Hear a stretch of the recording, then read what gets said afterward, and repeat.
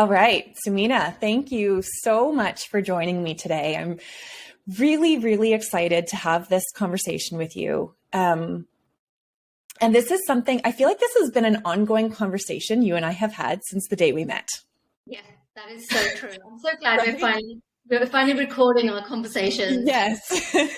And you as a business mentor and me as someone who educates and trains coaches, I feel like our worlds have just merged and we each have these really unique and interesting perspectives of the industry and where it's been, where it is today, where it's going.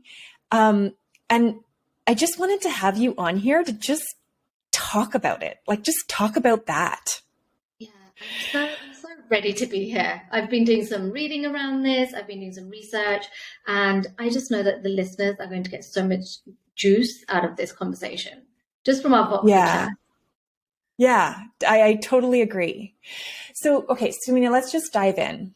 Yeah. So as a business mentor, you support coaches and see a lot of things in the industry. So I wonder if we start this conversation about kind of like where the coaching industry, maybe like, we take a step back and look at where it's been and where it is today. And then we can really start to look at, okay, where do we, just based on our view, where do we think it's going?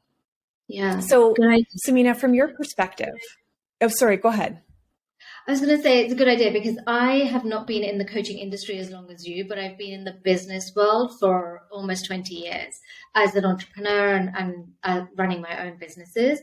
And it was very interesting for me to cross over into this industry, which is such a beautiful, such a nurturing industry, and then have all these different elements of it come to me and for me to realize it with quite fresh eyes, which I think is what you appreciate often when we talk is you have a very fresh perspective, and then I bring that to you and we have there's an alignment in the way that we see things.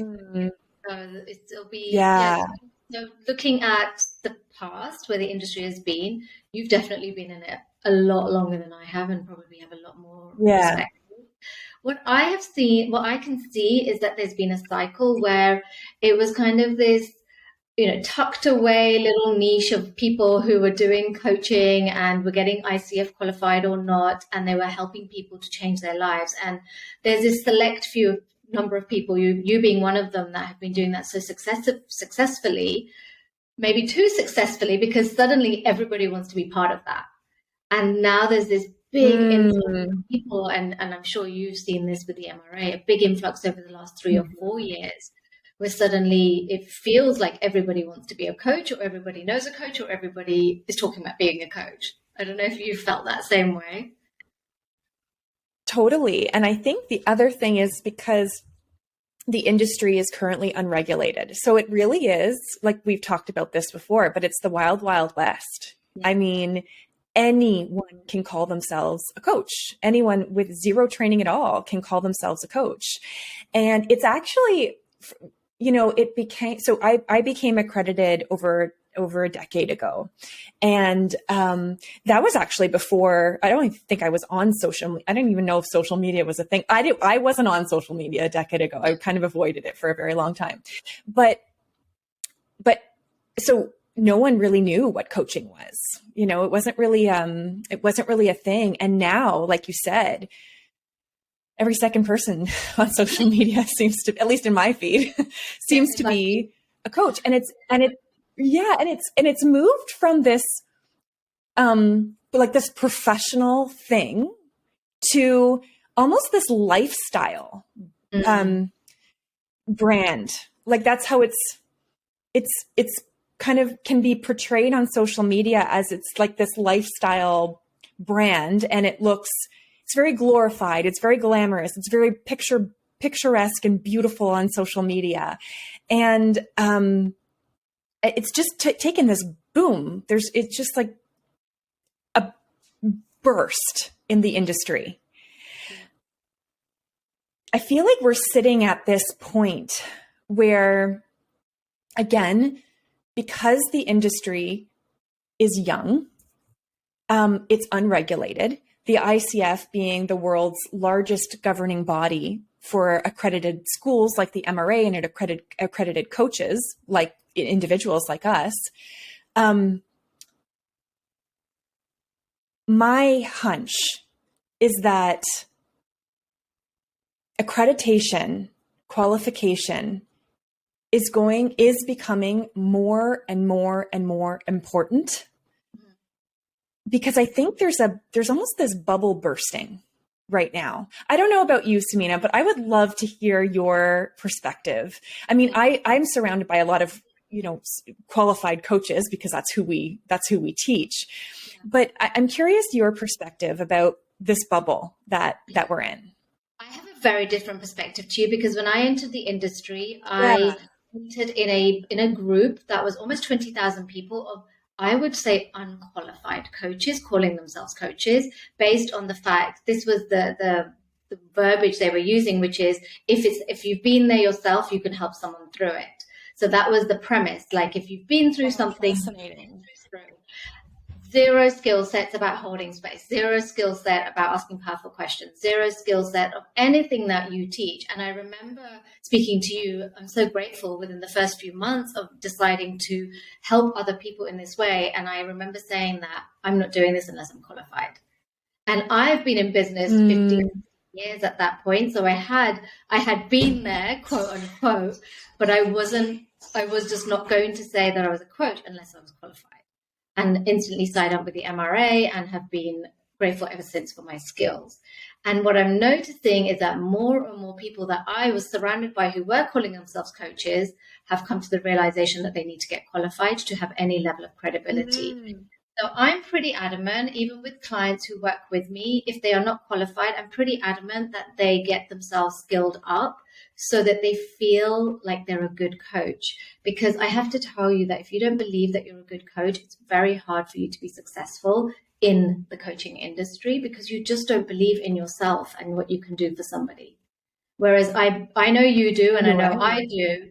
If you can present pretty much anyone in front of me and I can access my toolkit and I could help them. Because we don't have to give them the answers. They have the answers within them. So that's what I've noticed. When I first entered the industry, I was in this huge group of people who were trying to do that. I've been there so I can help you. And they're moving now towards, oh no, actually I better get myself skilled up and qualified so I can actually do this in a way that feels safe and is an integrity to the craft.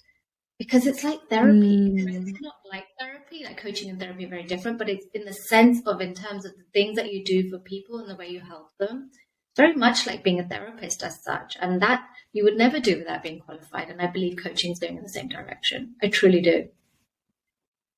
I could not agree more. I think that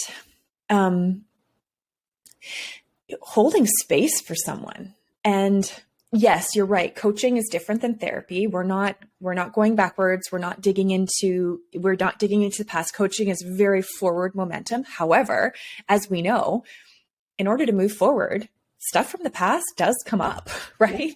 Things come up that need to be cleared, that blocks need to be cleared, things need to be looked at. And sometimes, most of the time, right, when working with a client, when we are, holding space in integrity and with our skills and with, we can hold that space safely for the client to be able to move through their blocks. Sometimes we can't, but we also need to know when a topic or something that's coming up is out of our scope and is out of the coaching arena, is what we call it, and know when to refer to a therapist or another, healing practitioner, so that we aren't causing harm. But really, coaching, as we know, Sumeena, it is such a powerful modality. It has been the most powerful modality that I've ever worked inside of personally. And I have a very biased view because of how much I love coaching, but it's wildly powerful. And we do some wildly powerful work with our clients, and to be able to do that, just having our own past experience is not enough. In fact, that could actually even cloud how we hold space for another. If we think that our past experience is enough to help someone through something similar, it's like far from enough. In fact, that can be creating a lens of thinking I know because I've been through a past lived experience similar, and that can create a projection onto the other person. I did it this way, they must do it this way as well. And that's not coaching, as we know. But can I just say that is how coaching has been growing and manifesting over the last few years, where there's this kind of, well, I made millions doing this, or I changed my life doing this, or I manifested these things, follow my path, follow my blueprint, follow how I did it, and you can also achieve the same result. Whereas I feel there's this tipping point now where people have got a lot of skepticism around that. And well, two things. One is skepticism, like, did you really do that? And is that just a lot of hype? And number two, well, just because it worked for you, maybe it won't work for me. And therefore, that's not what I want. I don't just want to do what you did. I want you to help me to figure out how I can do it. And so that goes back to the essence of good coaching, which is finding out letting the clients find their own wisdom, rather than us superimposing what we believe is the best way to do something on people. So what you just said there is, I believe, is the crux of the tipping point between what has been happening and what will happen over the next few years. And I think it's becoming very clear. I'm hearing a lot of mumblings about this. A lot of people who have been doing the hype are starting to change their message and the way they present and the way they show up. I'm seeing a lot of this going on, which is great. I'm seeing it too, which is, it feels like you're right. I think the tipping point is happening, isn't it? Definitely. And I believe it is. And I believe that COVID had something to do with that. I do believe that there was this whole rethink of the way that we exist. Everyone's going through it. There's quiet quitting going on in the industry. People want to work from home. There's a great resignation going on. There's so much happening. So I feel that this industry is also being impacted by everything that happened over those last few years. And part of that is, I don't want any BS. Tell me straight that what we're doing, how we're doing it. Stop trying to spin me a line. Stop trying to sell me a big dream. Let's just see what can actually happen. Let's get some integrity and authenticity, but not authenticity, fake authenticity, but actual genuine authenticity into the game. One thing I have noticed over the last couple of years is that, especially the online world, everything's gotten really, really loud. Yeah.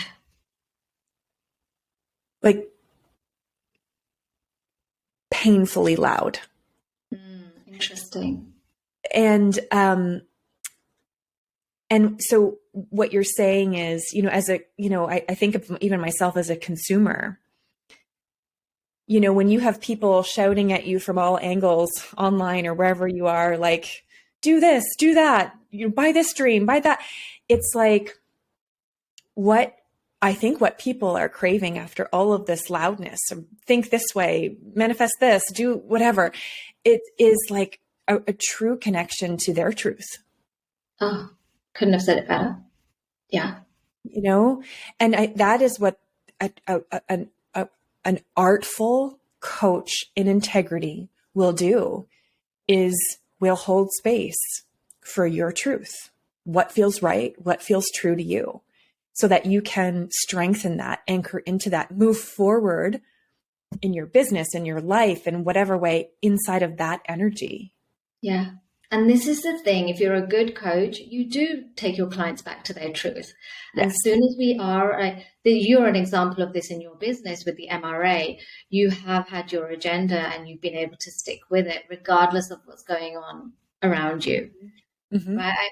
I see that as a client, but I also see that as a friend and a peer, and also looks at a lot of coaching schools, because I work with MRA coaches, but I also work with coaches from other schools.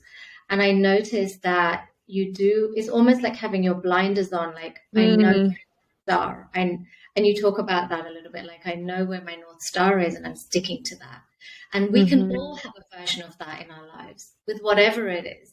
But even if you think about health as a different example, not jumping from one diet to the next and going, no, this is the one, this is the plan that I'm sticking to, this is the regime because it's the one that feels right for me. I'm just going to stick with it. Right?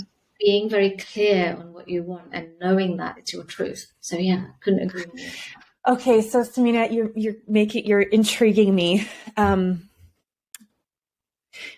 So we're seeing a shift. We're seeing the tipping point. Yay, the tipping point is happening. We're seeing the tipping point. We're also, but there's this interesting thing happening. It's almost like there's some remnants still happening of perhaps coaches, either new or already kind of qualified coaches. And I'm so curious to hear your perspective, because this is your world. You help coaches establish their business. Again, the noise out there hasn't completely subsided, but there's this almost this sexiness of coaching, that this like lifestyle that has been sold, that I will become a coach. I will put some beautiful pictures on Instagram. I will have a 6-figure business overnight. I will, all the things. Yeah. And then you see people giving up, like really good coaches who are actually qualified, giving up because they get in there and they're like, whoa, this is actually not working like I thought it was going to work. And I'm so curious about like what you see, your perspective on all this. Yeah. Well, first, let me just explain what qualifies me to even talk about this, because there's probably go for it. Like, who is she to talk about this? I have been in business for a number of years and built normal businesses in the real world. So hospitality businesses, businesses that service people and help them have an experience where they are actually, receiving something, not a product, but a service. So I feel there's a really easy transition for me to move into coaching, because I see coaching as a service as well. It's something that we give our clients an experience they go through.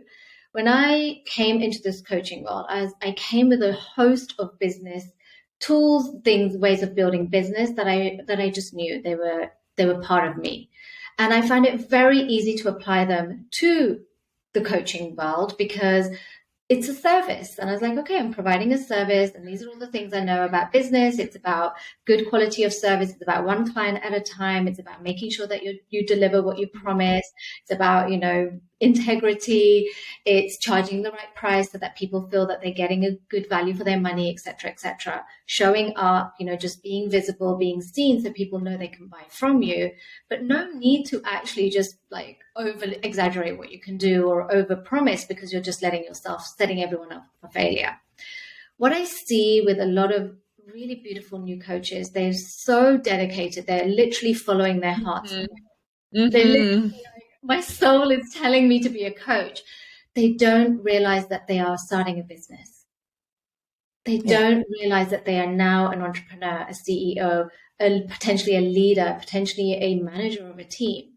And so what happens is there's this sense of, oh, I don't have the skills that I need to become a coach. That's not true. You're still a great coach. You're qualified. You know what to do.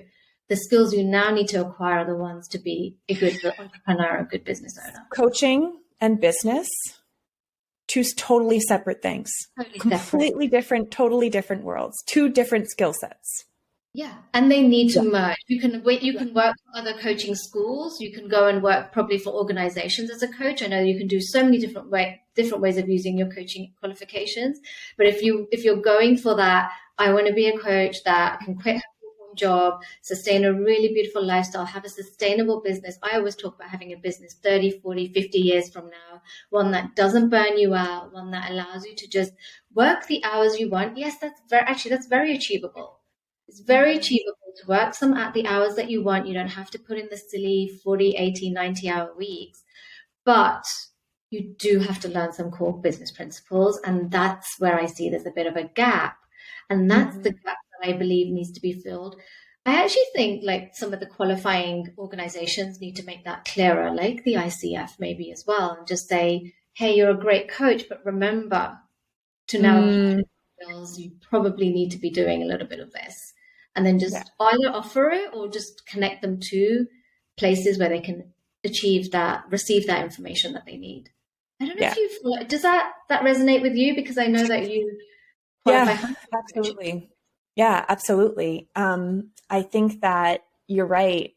Coaching, when it's done, when someone chooses to become a coach and it comes from the right place, it's not like I want to sell a lifestyle brand on social media, and it's like I want to impact those I love and serve. I want to make a difference in this world. I am following my soul's calling. I am this, coaching is like, it's the heart of a coach is embedded in people's DNA. It's like, it's baked. You're born with it. I remember when I found coaching, I was like, I finally find this is the thing I was actually built for. Like this thing right here is what I was designed to do. And so many of the students in the MRA, that's how they feel. Like they're here with the purest of intentions, the purest of hearts, and they've got these incredible skill sets. And you're right. And then the next step after that is, okay, now go out, especially if you want to build a business. Many of our coaches don't go on to build a business. They want to integrate it into other things like, their corporate lives or their, whatever. But those who want to build a business, now you got to go learn the skills and the tools. And what I love, you talk about longevity and resiliency, and it's the long game. It's not, I think, again, this coaching has been sold as something quick and it's sexy and it's get rich fast and it's overnight success and that wasn't my experience. That might be what it looks like on the outside, but sweet Jesus, that was not, right? Like that's not my experience of building a business. It was slow and steady and one foot in front of the other and one client at a time and one business choice at a time and it was like slow and steady and long. And I think that resiliency is really, really important when you're running a heart-centered kind of soul-led business. Yeah. What are your thoughts? Yeah. Important, I feel, when it's so important to you that it's done well. Because it's too easy to outsource your power to other people and do the whole, give me the blueprint, give me the easy, quick fix, give me the successful formula, when you are not necessarily invested in the thing that you're doing. But when it's real calling and it's really, and I know that your listeners will be the type who are like doing this because they're calling. Totally. Then resilience to keep fighting. You talk about getting through the forest and going off the path and being in the bushes. Like the resilience comes in every time you're in the bushes. No, I'm going back on my path. And every time you're in the bushes, coming back on the path. And that's going to happen again and again and again. And the way I talk about that is just failing 100 times, right? Just keep failing. That's business. And that is when you are doing something that you really care about. And every one of my businesses I've cared deeply about, including coaching. Coaching is my calling, but all my businesses I love. We've always been in the bushes millions of times and we've just come back. You come back. And that's business. And that's actually any success, I would say, in anything that you do, even with I always think about parenting, like you just keep coming back. You're like, I'm not going to give up on my kids. I'm coming back for more. It's the same with our business. We just keep coming back. Like, how can I get this back on track? So resilience, grit. But I would also, there's something that I want to add about just being committed to the outcome. It's not necessarily about pushing resilience. That's not what we're talking about, I think. It's not that push. It's just that, like, I'm here. I'm still here. I'm so committed. I'm here. There's no plan B. I talk about this sometimes. Like, there's just no plan B. It just has. Love that, Sumeena. Okay. Yeah. This is the plan, right? Now, how do I make this plan work? And you talk about this so beautifully. Who do I have to be? Right? Who do I have to be to make this plan work? And then you person, like, whatever it takes, one coaching session at a time. We need coaches, right? Like one coaching session at a time, one therapy session at a time, one podcast at a time, one webinar at a time. I mean, I'm always consuming new information. I try not to consume too much, but we are still always learning. And I'm assuming you do as well. You have your mentors, you have your places to learn as well. And so it's just one layer at a time. I mean, this podcast, the prime example, you're starting this after 10 years of your business because you know there's just another layer that you want to add to your business. So it's that resilience to be like, no, this has to work. And who do I have to make it work? And you know, what's interesting is that this podcast came from doing things in my business where I found myself in the bushes. And I was like, no, I don't want to do these other things. I don't, right? Like I like found my way back and asked myself, how do I want to fully self-express in my business? How do I want to, what are the things I want to do? And the things that light me up are conversations like these, are like real heartfelt, soulful conversations like these. This is it. Like, this is my joy. And those are the things that get me on the path. And it's taking, you know, a couple failures to back here. Okay. One foot in front of the other. Yeah. Something you said, I just wrote this down. No plan B. Yeah. Okay. Talk a little bit more about that. Yeah. The no plan B is more about this belief I believe it's a core of all manifestation, which is that it's just going to happen. And how I get there is the plan.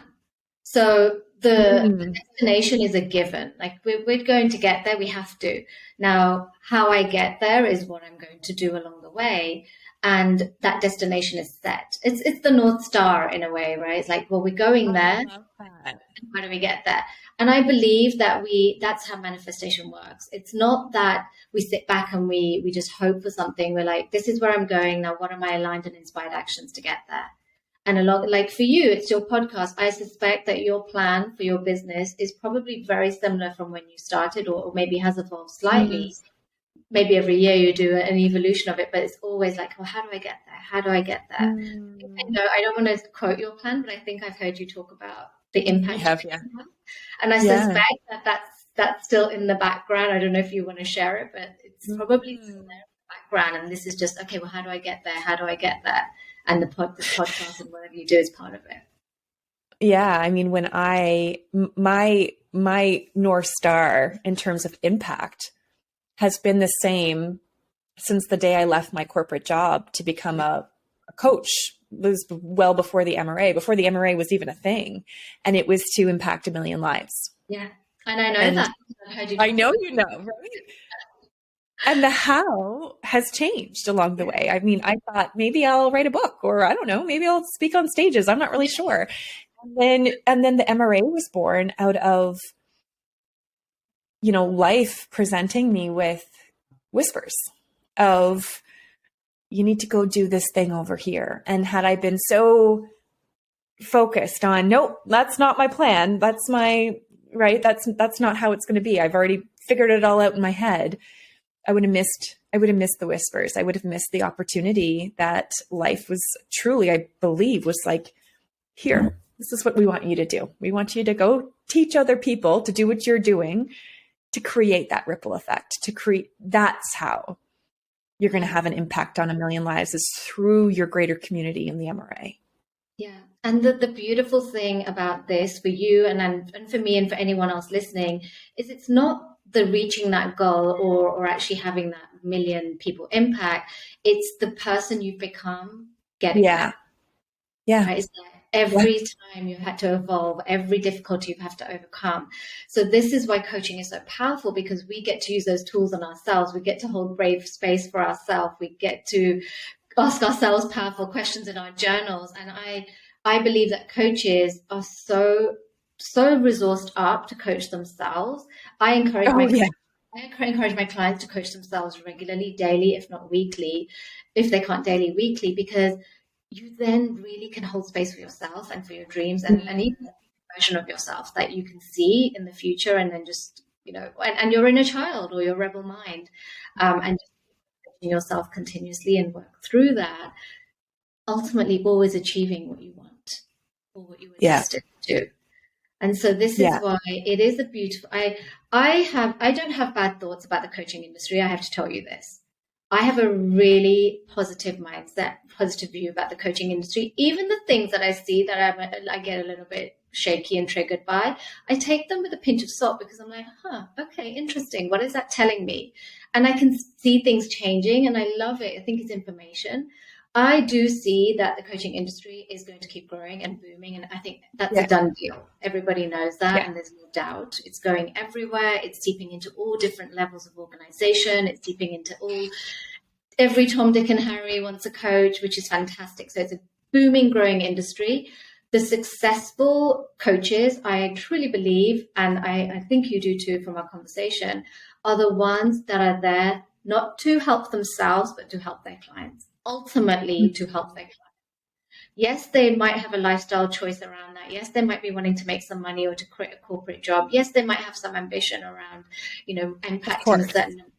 But ultimately, the ones that will succeed are the ones who are not like, look at me, look what I've done. They're the ones that are like, look at my clients, look what they're doing. Look at the results. Look at their lives, how they're changing. And that is truth. That's a timeless business principle. Your customers are your biggest, they're the evidence of what's possible. So any coach listening to this who's thinking, is this a career for me? Or can I be a successful coach? If you care about your clients, you're going to be a success. You just can't. You are going to be a success. It might take a time. It might feel difficult. It might be bumpy. But if you care about your clients, your business will succeed. I have seen that I have 7 businesses. Every single one, if you care about the client, your business will succeed, whatever the business is. And that's just a timeless principle. We just have to apply it to coaching. Yeah, I totally agree. And I love your optimistic view of the industry. And I couldn't agree more. I think that the noisiness, the bubble is bursting and it's starting to fall away. And coaching as an industry is gaining more and more and more momentum. In corporate, coaching used to be viewed as punitive only and corrective. Only employees who either, you're the top level executives were eligible to get a coach, but then otherwise it was like only employees who needed support and help and, correction, they would get a coach. So it was actually seen as quite punitive. And now what we're seeing, I mean, the craft, the skill of coaching is gaining incredible momentum and gaining respect that it deserves. Right now, it's being embedded at all the layers in a corporation and not as punitive or corrective. It's like millennials. I've been recently reading articles. Millennials are now like demanding it. They want corporate coaching. They want coaching cultures embedded in the workplace. And then, if you look at outside of corporations, I think the consumer clients are also they were becoming weary of like the wild, wild west of coaching. I would say they're becoming sophisticated. They're becoming sophisticated now. Right. Yes. Exactly. I think that they were like, I don't know what all this is. And maybe perhaps even had some poor experiences with it. And now we're becoming more educated, becoming more sophisticated in terms of what they're looking for in a coach. Yeah. And so I think you're totally right. I see this, and I truly believe that one day this profession will become regulated. And when it does, the noise will completely fall away overnight, right? When it becomes regulated and there is a regulatory body that helps to, maintain the integrity of the profession, that is, I do believe that's where we're going. And the coaches who've invested in their skills and who've withstood and who are still standing, they're the ones who will still be there. Yeah, and that's the regulation thing is so interesting because I already behave as if I'm a coach in a regulated industry, and I believe the MRA teaches its coaches that. And that was for me from day one. It's like, this is a regulated industry. These are the code of ethics that we learned from ICF. This is how I'm supposed to behave. This is how I should show up. And I truly believe that if you have come through any sort of decent qualification and you just show up in that way, you will stand out anyway, because you'll have quality around you, and you will always be the person that people will turn to, quality over quantity. And you might not be the like overnight success story, but is that why you came to coaching? And if it is, I would caution, like, don't go to anything for that, right? Like any decision you make to like shortcut something is ultimately going to be probably a failure. So just being here for that, I'm here for a reason, and that long game, you know, the million impact or whatever the reason is, and act like you're in a regulated industry already, you're going to be ahead of the game. And I always have done, thanks to my education from you and the MRA, and just how I believe that this industry is very professional and should be treated that way. I really do. And so it's important. I love that you brought up millennials, because I was reading about Gen Zs today, which is kind of the next generation. And so many of them are looking and talking already at such a young age, talking about having fulfilling careers, and careers where they feel like they're validated and that they can have a life, and they're not just sacrificing themselves for the big boss. And that's all the things that coaching brings to the table. And then I was thinking about Simon Sinek, how he made this mainstream by talking about the why, like, why are you doing something? You're right. Which is such a core of coaching in a way, like why is such a big question. And so this is becoming so much more credible to say, I want a coach, I am a coach, or it's important that we have coaching in either in our lives or in our departments, businesses. So many career opportunities with this. It's just fantastic. Yeah. I have one more thing about that, actually, which I really want to. Yeah, go for it. I was going to. I've listened a lot about the future of business and where business is going, and I know that 80% of the jobs that future generations are going to do don't exist yet, because most of the jobs that exist at the moment are going to be taken. Wow. Yeah, it's a crazy number. Most of the jobs that exist now are going to be taken over by AI and tech and IT, you know, robots, basically, which is scary in a way, because it's like, well, what are we going to do as humans? And one of the things that I've been seeing coming through as a theme is that if you're creative, or you're doing something which is human to human connection and no robot can replace, you're okay. You're going to survive, and you're going to be one of the people that can career. And I was like, well, there's nothing more human to human than coaching. Like, there is nothing more human to human than coaching. Like, no robot can take over the things that we do, the intuition that we bring, the gut feel, the holding space, that connect. I mean, every clients cry with us, right? My clients always cry with me. I'm sure they cry with you, and laugh and celebrate. So I was like, coaching is such a solid career as we move forward with everything that's happening in the world with business and just life. So that's so fun. Oh, that's a really cool. Yes, definitely. The human to human connection, it's like beyond that. It's like soul to soul connection, isn't it? So much so. Yeah. Especially when, this must happen to you, but when someone says, I've never told anyone that. Or I've never been brave enough to share that with anyone. Or I've never been to see it that way. And that can only happen in that brave container, or whether it's one-on-one or group that is created for coaches, by coaches, for coaches, and for everyone else. Yeah. And so I really want to encourage people, if they're really thinking that, where is coaching going? It's a saturated market. There's too many coaches. Yeah, is it too saturated? That's a question. So, okay, so Sumeena, from I know we've kind of danced around this, but your perspective, is it too saturated? Well, put it this way: how many people do you know in your outside of your echo chamber of the coaching world that have a coach? Probably very. I know zero. Outside of great question. I've actually never thought of that before, but you're right. You're right, because I do live in a little bit of an echo chamber of surrounded by coaches. But outside of that, you're absolutely right. Yeah. Very few. How many of you could do with a coach? Every single on the face of this planet. Yes. So no, it's not. I mean, I think having a coach, having someone to be your thinking partner, to hold space for your dreams, to help you through your blocks and your living, to help you become the version of you to help you even decide and dream for what that North Star is, what that end goal is. To have someone dedicated to hold space for you, every single human on the planet should get to experience that. Yeah. So there's not enough coaches to do that. No, you're right. I love that perspective. Number of doctors, number of dentists, number of all the other professions. The number of coaches is minimal compared to that. And they should probably the numbers should start matching. I would also argue that every parent should become a coach, because for me, I totally agree with you.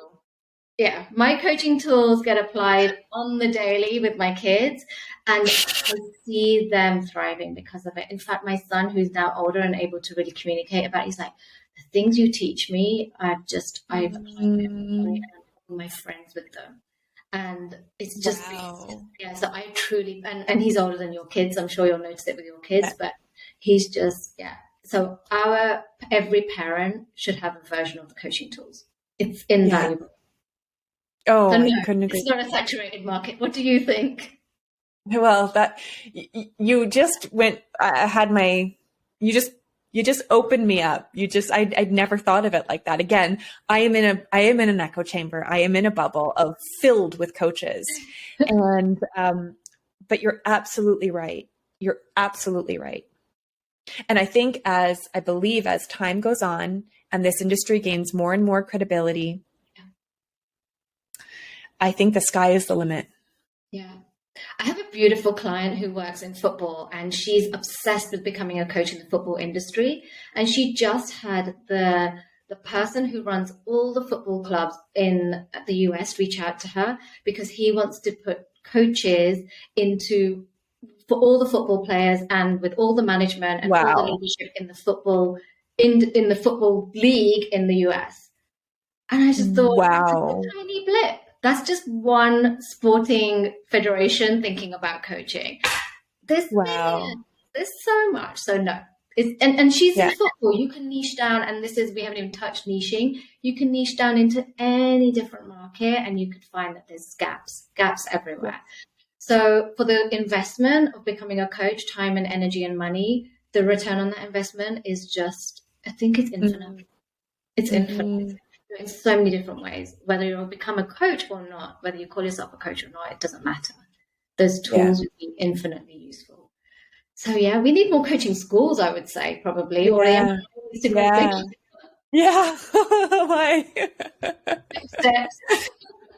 Okay, so Sumeena, as we wrap up our conversation, I've so enjoyed this conversation with you. Yeah, that's special. Okay, what words of wisdom would you give to someone who, whether they are just like starting their journey of thinking, yes, I want to become a coach, or they're just recently graduated from a school, they've got the skills, and now they want to go put those skills to use. What are some words of wisdom you would want to leave to them? Yeah. Well, my first is start truly believing in yourself and what you can do as a coach. So just really lean into what you learn. So for the ones that have qualified, lean into what you've learned, lean into what you know is possible, lean into what you know you can do, whether it was in your practice sessions or what you start doing with your clients.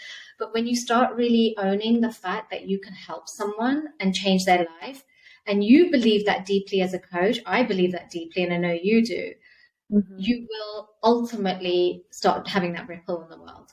And if you are a person who's thinking about becoming a coach and your heart is calling for you to have more of an impact, impact's an overused word, but even just more of a purpose with what you do on a day-to-day basis, then the tools that you will learn as a coach, even if you decide that you don't want to earn any money from it, those tools are invaluable. The authentic listening itself, I mean, Right. the authentic listening itself is something. I heard something today completely separate to coaching, and they were talking about listening well, Mm. and how people just don't listen, and how when you listen and you read between the lines and you actually listen, what you actually hear. So the tools themselves are so invaluable. It doesn't matter what you do with them, but if you decide that you want to coach people with them, believe that those tools are powerful, and what you can do as a coach is invaluable. Once you get on board with that, the rest is easy, because if you know you have something in your back pocket that can change someone's life, why would you keep it to yourself? Mm-hmm. Business will grow. You'll talk about it to everybody. You'll go and like invite people, or you'll give free sessions. You'll start doing paid sessions. Your business will grow anyway, because you'll just know. You're like, why would I keep this to myself? It's like a magic pill. I better start sharing it. It's that becoming piece, isn't it? It's the becoming. It took me a really long time even to say, after I graduated from an accredited program, it took me a really long time to even claim and say to people, I'm a coach. A really long time to really own that and to trust myself. But you're right. It's the process of becoming. It's becoming the version of you that is a successful coach, that is confident in your abilities, that knows what you have, can help people. Yeah. And it's the becoming. That's the hard part. That's the stretchy part, is becoming that. And then the rest follows. Yeah. I would say lean into the know that what you have helps people. And then the rest will start to follow, because it's like a secret weapon. And it's like, I know this will help people. I know this will help people. And if you just live with that and you just let that be your reality and your truth, you will just, your body won't let you not do.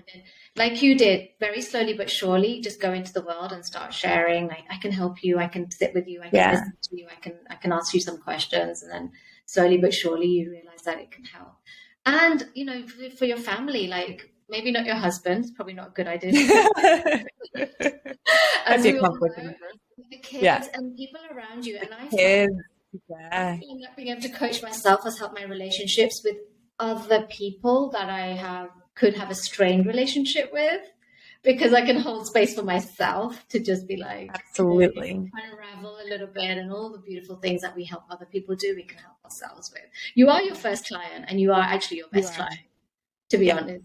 So if you just do this for yourself, to live a really fulfilled, full life, you're never going to waste. It's not wasted.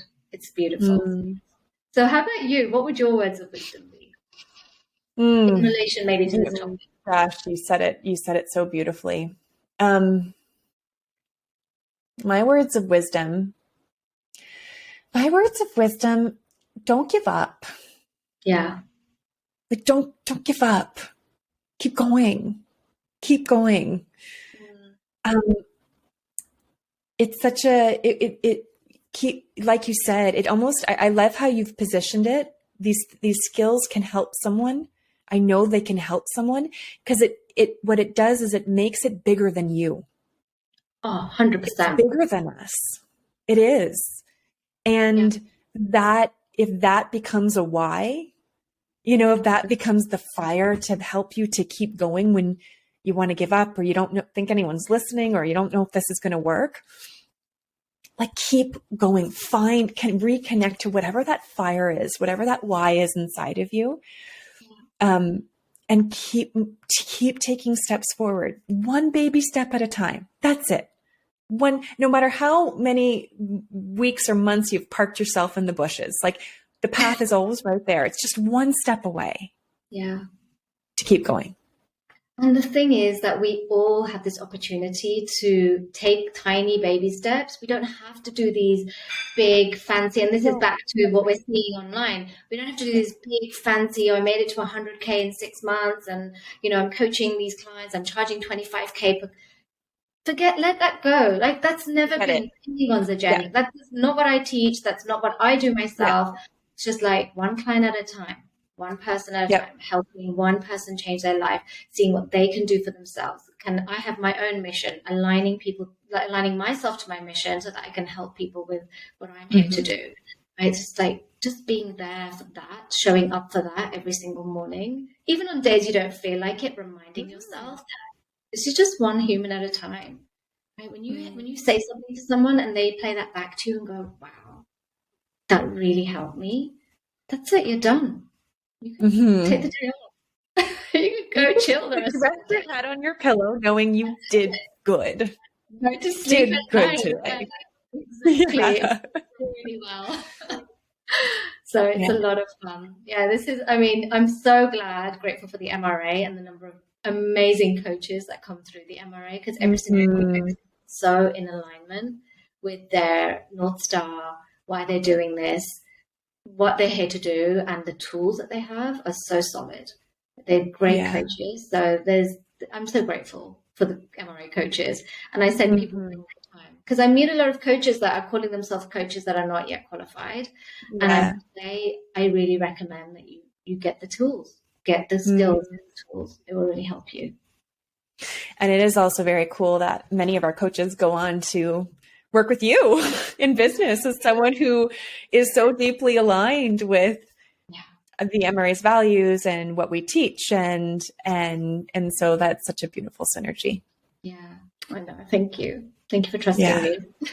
Yeah, of course. Sumeena, thank you so much for this conversation. I've so enjoyed it. And I really hope everyone listening, I bet everyone listening got a lot out of this. So thank you for sharing your perspective, your wisdom, and just some of those, like, these golden nuggets that you've left even me with to really chew on. I so appreciate you. I hope everyone, because if they're coming to hear what the future of coaching is, I hope everyone leaves with this optimistic view that I definitely have, and I know you do, otherwise you wouldn't be so dedicated to the MRA, because it is, well, regardless of everything, it is a beautiful, growing industry that's just going to get stronger and stronger and more necessary. With what's going on with the tech taking over the world, human to human. Yes, exactly. Creativity. The other thing that was very obvious is creativity, like arts, music, singing, all these things that robots cannot do, that only we can do. That is going to be the place that we have to live as humans, which is great. Future is bright. Future's bright. There's a lot of opportunity. Thank you. Thank you, Sumeena.